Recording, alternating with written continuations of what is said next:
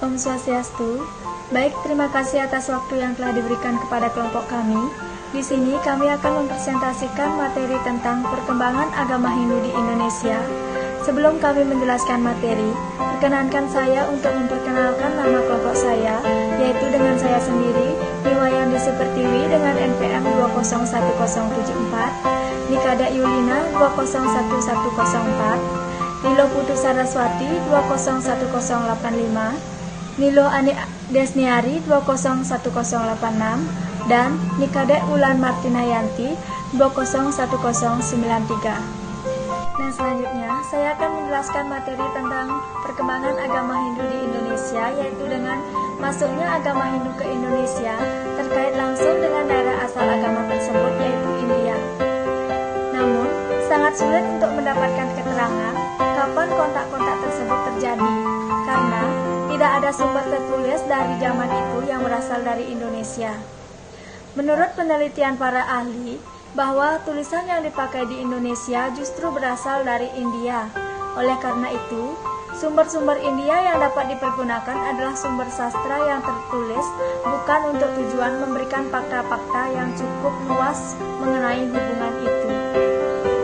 Di dalam kitab Ramayana pada Kiskindakanda, ada disebutkan bahwa Sugriwa memerintahkan para wanara pengikutnya untuk pergi ke Jawa Dwipa atau Pulau Jawa dan tempat-tempat lainnya dalam usahanya mencari Sita.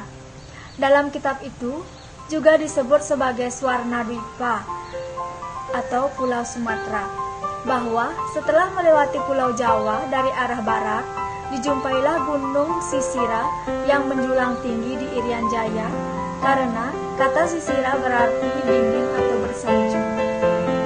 Suatu hal yang menonjol pada masa ini adalah pemujaan yang utama terhadap Dewa Trimurti. Hal ini terlihat jelas pada prasasti Tukmas dan prasasti Canggal.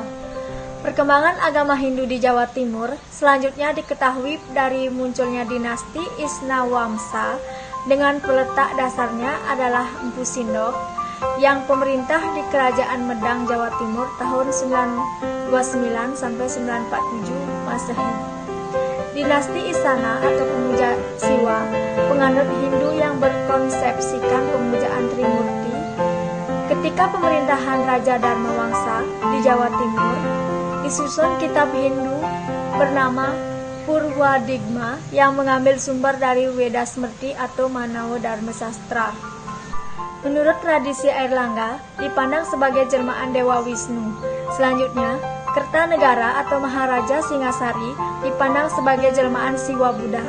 Artinya, pada diri Kertanegara terjadi perpaduan antara Siwa dan Buddha. Surutnya, Kerajaan Majapahit dipandang pula sebagai surutnya pengaruh Hindu di Indonesia. Selanjutnya, agama Hindu bertahan kokoh di Bali. Baiklah, selanjutnya saya akan menjelaskan materi tentang pokok-pokok ajaran agama Hindu. Yang pertama yaitu Weda. Weda merupakan wahyu Tuhan yang diterima oleh Maharshi. Yang kedua, sumber ajaran agama Hindu adalah Weda. Yang ketiga, penerima wahyu ini disebut Saptarsi, yaitu Gartsemada, Wiswamitra, Wamadewa, Atri, Bharadwaja, Wasista, dan Maharshi Kanwa. Menurut tradisi Hindu, Maharshi terbesar dan sangat banyak jasanya dalam menghimpun Weda adalah Maharshi Vyasa. Di samping menghimpun atau menulis kembali Chaturveda Samhita, Maharshi Vyasa juga menyusun kitab Mahabharata, Bhagavad Gita, dan Brahma Sutra. Maharshi ini dalam mengkodifikasikan Weda dibantu oleh 4 orang siswanya, yaitu yang pertama Maharshi Paila atau Pulaha, disebut sebagai penyusun Rigveda Samhita. Yang kedua, Maharshi Vaisampayana disebut sebagai penyusun Yajurveda Samhita. Yang ketiga, Maharshi Jaimini disebut sebagai penyusun Samaveda Samhita. Dan yang terakhir, Maharshi Sumatu disebut sebagai penyusun Atharva Veda Samhita. Dalam kitab Manawa Dharma Sastra 2.10, Weda terdiri dari kitab-kitab Sruti dan kitab-kitab Samarti. Kitab Sruti adalah kitab wahyu, sedangkan kitab Samarti adalah kitab yang menguraikan komentar tentang penjelasan atau tafsir atas wahyu. Weda Sruti, kelompok kitab Sruti menurut isinya dapat dibedakan menjadi 4 bagian, Yang pertama yaitu mantra, yang kedua yaitu Brahma, yang ketiga yaitu Aranyaka, dan yang keempat yaitu Upanishad. Weda Samarti yang cukup banyak itu dapat digolongkan ke dalam dua kelompok, yaitu yang pertama kelompok Wedanga dan yang kedua adalah kelompok Upaweda. Selanjutnya saya akan menjelaskan materi tentang pokok-pokok keimanan dalam agama Hindu. Tujuan agama Hindu ialah menuntun seseorang untuk mendapatkan kesejahteraan lahir batin, untuk mengarungi hidup ini, sehingga akhirnya dapat mencapai moksa atau kelepasan. Pokok-pokok keimanan dalam agama Hindu dapat dibagi 5 bagian yang disebut Pancasrada. Pancasrada itu adalah percaya terhadap adanya Brahman atau Sang Hyang Widi, percaya terhadap adanya Atman atau percaya terhadap adanya karma pala, percaya terhadap adanya samsara atau punarbawa, dan percaya terhadap adanya moksa. Selanjutnya, etika Hindu atau tata susila.